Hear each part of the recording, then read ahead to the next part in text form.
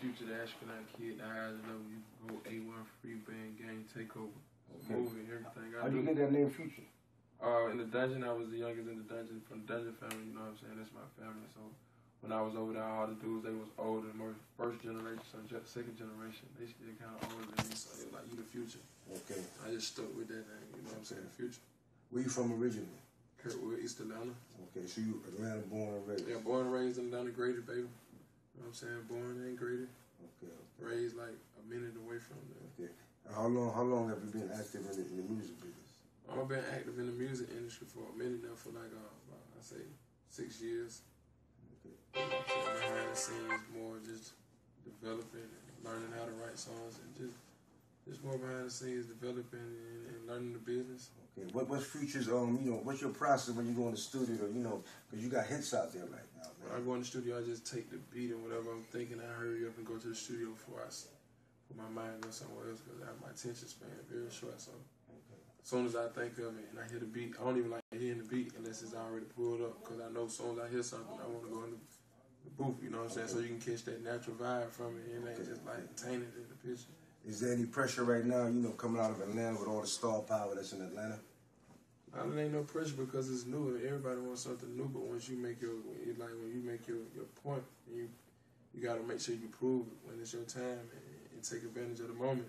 Okay. You know what I'm saying? Because you new. Yeah. So everybody it can be new and be going away. Yeah, in and out. If you new and you keep their attention, the sky's the limit. So what's your plan to keep your fan? I know you got the strip club banging out there. I was on radio. You got the internet buzzing. Staying consistent with the songs. Just stacking songs on top of songs.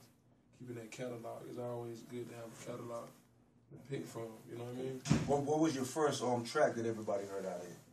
My first track everybody pretty much heard was Notice Me. Like, then I did a couple more tracks before that, like when I featured on other artists and I wrote the song. Like I wrote a song, Check My Swag, it was real big. Lil Boosie had did it with Victor Moan, an artist out of St. Louis. Mm-hmm.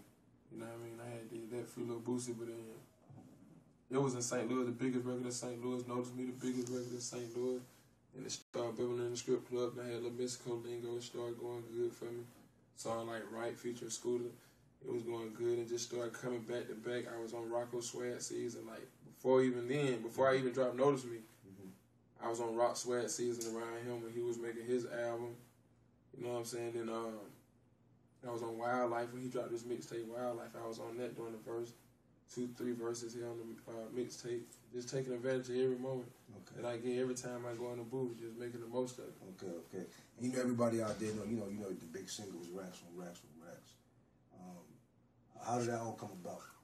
The Racks on Racks just came natural. It was timing and everything.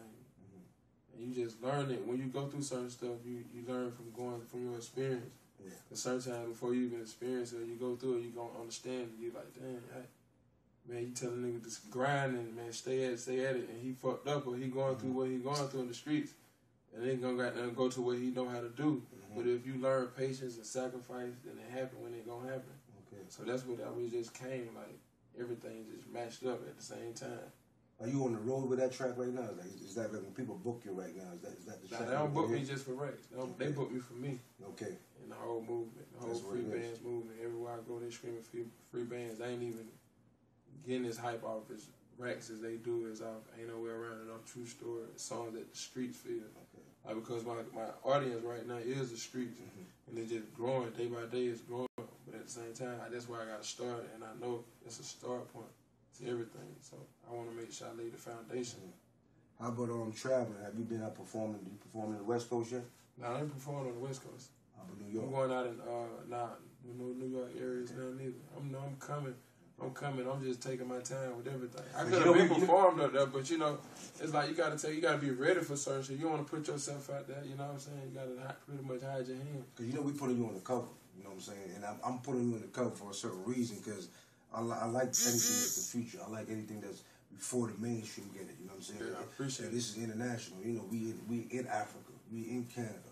You know what I'm saying? We in a lot of major cities. So I'm just, as far as your music and all that and finding out your story, I just want the public to exactly know, what I'm saying, what's going on with you. Taking y'all time out to even giving me this interview. It's like big, you know what I mean? Anytime I can do an interview to promote myself and promote what I got going on. That's major. And definitely covers. Hey, you know what I'm saying? All the chicks out there gonna see you on the covers. And we gonna see the chicks and they gonna see the cover. You know, they gonna promote a nigga forever. Just talk about it, keep it going. You know what I mean? Keep it grinding, keep it moving. Ain't no pressure. And let's get to this Tony Montana record, man. This Tony Montana, this shit crazy. Yeah.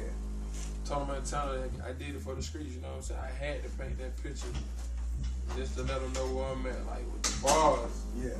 It ain't even like that. You gotta come in on a certain way because everybody's so like they ain't patient no more for the music. They want to do racks on racks. They want another club song, another club song. They don't want nothing with substance. Yeah. So it's just like while you got a chance to hit them, you gotta give them something. Exactly. They can walk away from it, think about it. And you got my young boy on the track, Drake.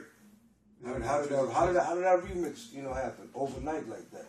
Oh man, I wouldn't say it was overnight because I had put in a lot of hard work. Nothing don't happen overnight. Okay. If I get a $3 million tomorrow, it ain't like, man, how you get $3 million that night? I work everything you working to that point, and so I worked up until this point where Drake called me and was like, man, it was a phone going in. It was a phone call. Okay. Like, man, you going in. So this was no like A&Rs and music industry, politics and all that. I couldn't believe it. Okay. You know what I'm saying? Because I'm thinking Drake, man, we finna go through the industry shit, man. I ain't got time for the industry shit. I done did this shit with this song. I'm not trying to get in touch with these artists and these labels saying they want to get you to do something, and they want they really motives is to use you to get where they trying to go. Yeah. So I told them I don't want fame that much. Yeah. I want to be attached to everything authentic. If it's real, then you do it. If you feel like doing it for me, you send me the verse back. You do it. I don't want you to leak it. I don't get no mixtapes. I don't do it for this. My song. This my baby. Yeah. You gonna bless my baby or don't even do nothing at all. I don't want that. Okay. Don't put that pressure on me to even, you know what I mean? So it was a real conversation we had. Okay. Me and him talk on the hour. He feel like, man, I feel you. Like, that's what I feel about the music too. I do it just for the music. Yeah. Don't do it for nothing else. That's all I want to do. If I get everything to come with it, then that's what it is. But I want to just do it for the music. So I don't want to think about the money, the fame, what I get. It was one phone call. One call. That's all. Okay. Any plans for videos, anything like that? Yeah, we're gonna go. So we got a lot coming. Me and him, we going back and forth with songs. He's sending me songs, I'm sending him songs. Okay. Like we locked in. We fucking with the campaign. He like, nigga, I'm in the car right now listening to this True Story. I'm like, True Story. Now you just dropped it. I got the 1,000. Like, damn, you got 1,000. It's like me and him had a conversation. I was like, he need to be on it. It was bigger than just Drake being on that.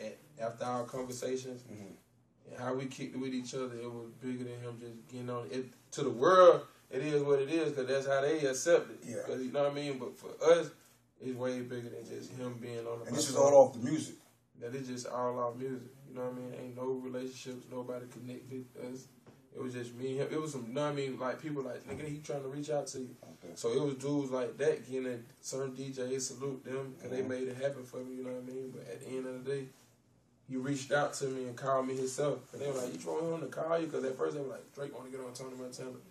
I'm like, man, he finna just get on my song when I call him. Like, you think he finna just, I ain't never even heard his voice talk to him before he gonna get on my song. I don't want fame that bad. Yeah, of course. They like, okay, come on, send him his song because it's Drake. I was like, nah, that ain't real to me. Okay. He got to call me. One phone they call. Like, man, he ain't gonna call. And then he called, and we've been homies ever since. That's what it is. It was real, man. And I salute Drake on everything he got going on. I know we gotta go right now. You know, you got planes to catch. You know, we got moves to make.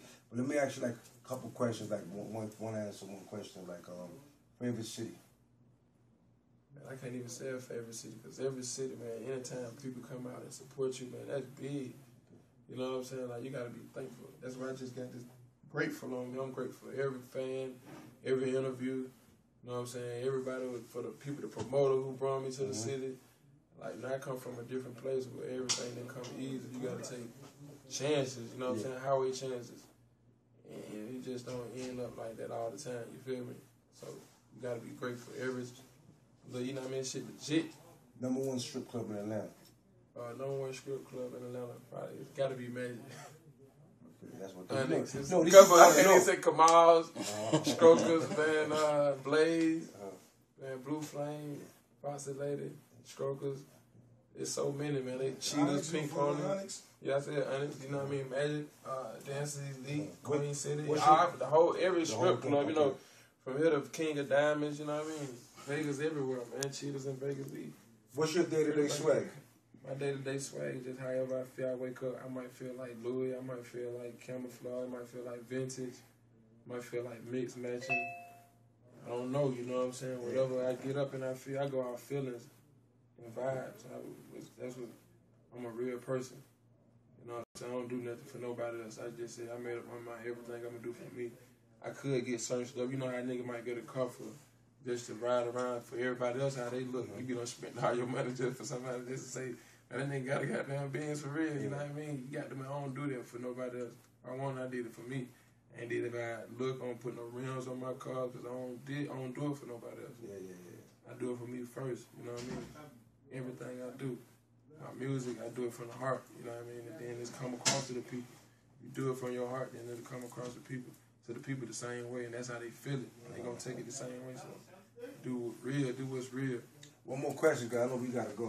Everybody gotta go. Snapbacks or fitteds? Hey man, snapbacks. Okay, that's what it is. Snapbacks usually. Snapback Give a gist. Not a problem. We always got a gist. Okay, yeah. Future. You gotta love it. Tony Montana. Let's get out of here. Salute.